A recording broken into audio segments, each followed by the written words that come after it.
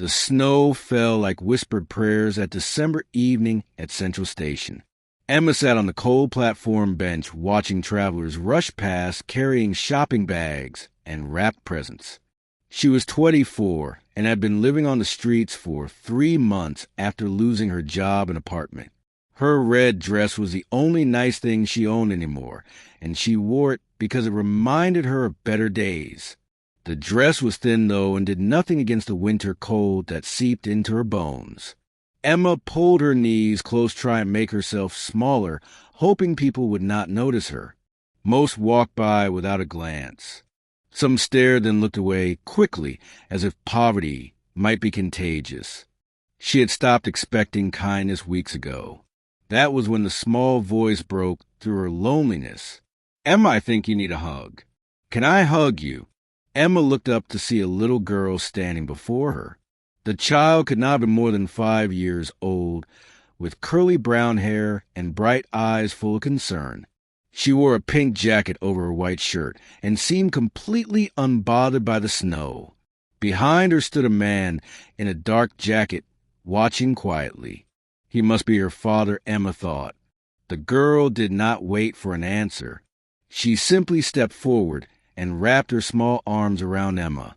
It was the first human touch Emma had felt in so long. Something inside her broke open. Tears came fast, and she could not stop them. The little girl held on tighter. "It is okay to cry, my mommy says crying helps wash away the sad." Emma let herself sob into the stranger child's shoulder while the world rushed past. When she finally caught her breath, she pulled back gently.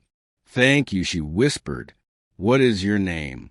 "Lily," said the girl, with a proud smile. "And that is my daddy. He pointed at me and said you look sad. I told him you needed a hug.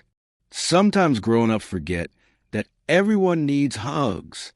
Emma smiled through her tears. "You are very wise, Lily." The man approached slowly. His name was Daniel, and his eyes were kind but sad in their own way. He knelt down beside his daughter. "I am sorry for what you are going through," he said to Emma. His voice was gentle, without pity, just simple human compassion. "Would you let me buy you dinner? There's a diner around the corner." Emma wanted to say no. Pride still lived somewhere inside her, but hunger and cold won out. She nodded. The three of them walked through the snow to Marie's Diner, a small warm place with red vinyl booths and the smell of coffee. They slid into a corner booth and Daniel ordered soup and sandwiches and hot chocolate. Lily sat beside Emma chattering about her kindergarten class and her favorite toys. Emma found herself smiling genuinely for the first time in months. While Lily colored on her paper, placemat Daniel spoke quietly. "My wife Sarah passed away 2 years ago," he said. "Cancer." Lily was only 3. "For a long time I was lost. I had a good job and a home, but inside I felt homeless too." Emma listened, understanding more than he knew. "I almost gave up," Daniel continued, "but Lily saved me. She reminded me every day that love still existed, that kindness still mattered. When she saw you tonight, she saw someone who needed love. She has this gift of seeing people really seeing them." Emma wiped her eyes with a napkin. "I was a teacher," she found herself saying. 3rd grade. "I loved it, but I got sick, missed too much work, and lost my job. Then I could not pay rent. Everything fell apart so fast. I kept thinking it was temporary, that I would fix it. But the longer you are out here, the harder it gets to find your way back." Daniel nodded. "What if we help you find that way back?" Emma looked up startled. "I do not expect charity." "I know you do not," Daniel said. "But sometimes we all need someone to believe in us when we have stopped believing in ourselves." Over the next hour, Daniel made phone calls. He knew people from his work at a nonprofit organization. By the time they finished eating, he found Emma a bed at a women's shelter and an interview for a teaching assistant position at Lily's school. Emma could not speak. She just kept shaking her head in disbelief. "Why are you doing this?" she finally asked. Daniel looked at his daughter, who was now leaning against Emma half asleep. "Because Lily reminded me tonight of something I have forgotten," he said. "We are all one or two bad breaks away from where you are, and we are all one act of kindness away from hope." 3 weeks later, Emma started her new job.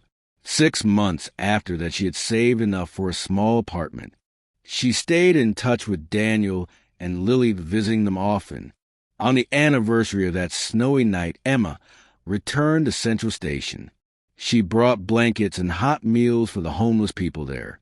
Lily came with her, now old enough to help hand out sandwiches.